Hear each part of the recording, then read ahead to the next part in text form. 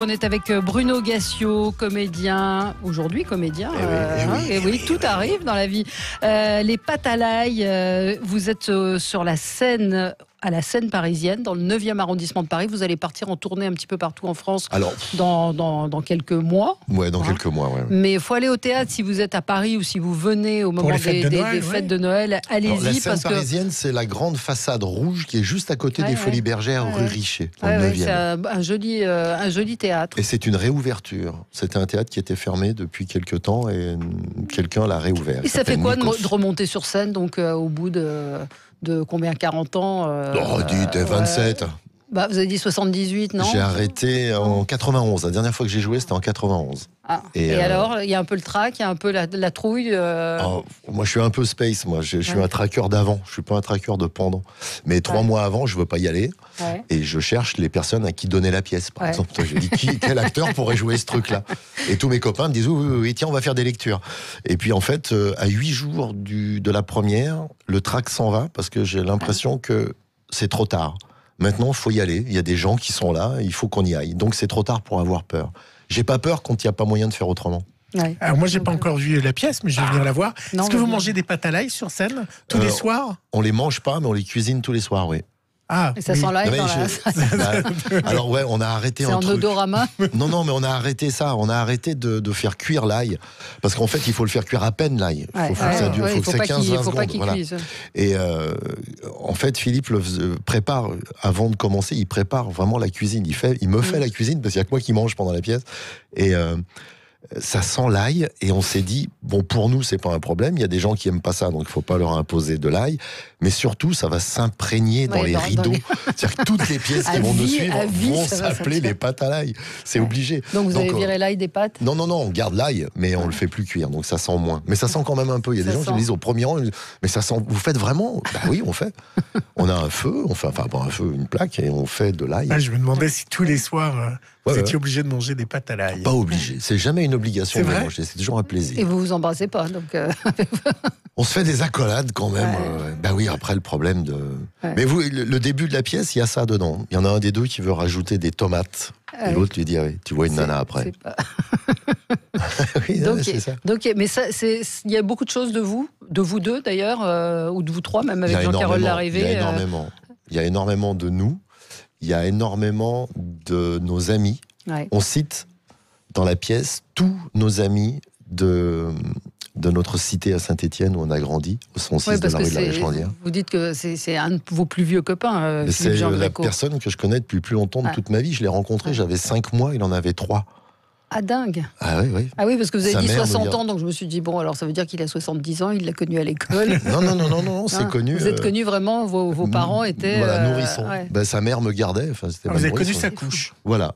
J'ai connu. À l'époque, c'était même des langes. Ah oui, c'était en tissu. Et donc, mais vous êtes jamais quitté perdu de vue? On s'est perdu de vue plein de fois. On s'est perdu de vue. Chaque fois qu'il a fait des enfants, et il en a fait un paquet, on s'est perdu de vue un petit peu. Mais on s'est toujours retrouvés comme si on s'était quitté la veille. Et c'est une personne, en tout cas, avec laquelle je pourrais jamais plus me fâcher. C'est trop tard. On aurait pu se fâcher avant. On s'est battu quand on était gamin, à 10 ans, 15 ans, on se mettait sur la gueule. Et puis voilà, c'est fini, quoi. Et donc vous l'avez écrite ensemble, cette pièce. On se met comment autour d'une table, on écrit chacun de son côté, on remet ensemble. Alors, on rigole, on se raconte des anecdotes. On parle beaucoup. On a parlé beaucoup de ce qu'on avait envie de raconter. Puis j'ai écrit Jean-Carole a écrit un premier jet. Il l'a donné à Philippe, qui a complété, qui me l'a donné, et j'ai écrit une 3e version. Cette 3e version, on l'a discutée tous les 3, puis on est reparti comme ça. On a fait 4 ou 5 tours en 2 mois, à peu près. Et au bout de 2 mois, on avait une version, et comme on est tous les 3 auteurs et producteurs, on a tous été producteurs et auteurs, on s'est dit, franchement, même si c'était pas de nous, je le produirais parce que c'est un bon truc. Et à partir de ce moment-là, on a cherché, enfin moi en tout cas, j'ai cherché des acteurs à qui le donner. Et puis malheureusement, non, toi ça qui marche que si c'est nous. Et c'est vrai que je pense que ça marche que parce que c'est nous. Parce que c'est vrai. Parce que cette amitié-là est vraie. Il y a un rapport, en tout cas, c'est ce que nous disent les gens. Il y a un rapport qui est assez unique et qui n'a pas besoin d'être créé de façon factice dans un casting. Personne ne peut connaître quelqu'un depuis 60 ans sur une scène. Ça existe Donc cette pas. intimité, cette complicité, elle se ressent. Voilà, personne ne peut la créer et nous on la vit. Et j'ai vu des critiques, des réactions de gens qui ont vu la pièce et c'est vraiment, les gens sont enthousiastes. Il y a un vrai succès. En tout cas, ça a l'air de très très bien fonctionner. Ah oui. Je veux pas dire qu'on est étonné parce qu'on a fait ça pour ça, mais on est satisfait vraiment que parce qu'il y a ovation tous les soirs. Que les gens partagent ça avec nous. Et ce qui va être le plus difficile pour nous maintenant, c'est de maintenir cette sincérité au quotidien, quoi. Parce que il faut pas factice, quoi. Après. Faut pas que ça le devienne, et je suis incapable de dire aujourd'hui comment ça sera dans 3 mois, parce qu'on répète tous les soirs les mêmes choses. Vous avez commencé quand, la pièce ? C'est là, on a joué 15 fois là. Ouais. Et pour l'instant, c'est évidemment pas un problème, mais si crainte il y a, c'est ça. C'est ça, c'est de se dire avec le temps. C'est que ça devienne mécanique. Est-ce que notre rapport à tous les deux, comment on va percevoir ce moment où on est mécanique, peut-être, je sais pas. Peut-être qu'il n'y aura pas. Mais on s'en parle souvent. Et Jean Carole, le metteur en scène, est là vraiment pour ça, pour nous dire, n'oubliez pas que vous n'êtes que 2 amis. Vous n'êtes pas des acteurs, les gars. Commencez pas à me faire des effets. Vous êtes 2 amis sur une scène. Et n'oubliez jamais ça. N'oubliez jamais ce que vous êtes. Et ça, c'est vachement important. Josette nous demande s'il y a une tournée en province qui est prévue. Oui, mais pas tout de suite. Alors, pas tout de suite, mais alors, on est en train de discuter avec le tourneur, ma chère Josette, et elle sera probablement très longue, et on ira à peu près partout, parce qu'on a...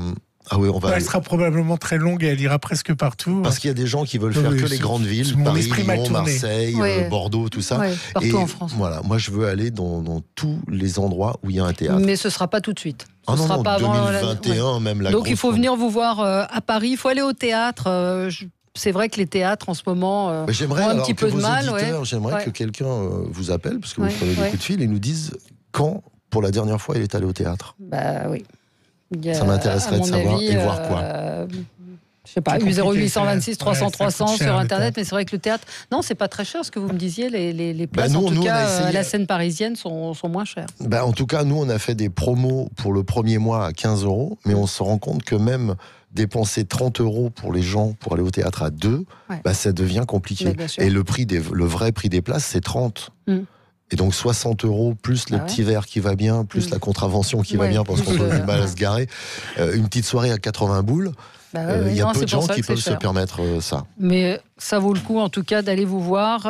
C'est à la Seine parisienne, c'est à Paris dans le 9e arrondissement. Ça s'appelle Les Pâtes à l'ail. Vous êtes avec Philippe Giangreco. C'est mis en scène par Jean-Carole Larrivé. Merci beaucoup Bruno Gassio d'être venu ce matin sur Sud Radio.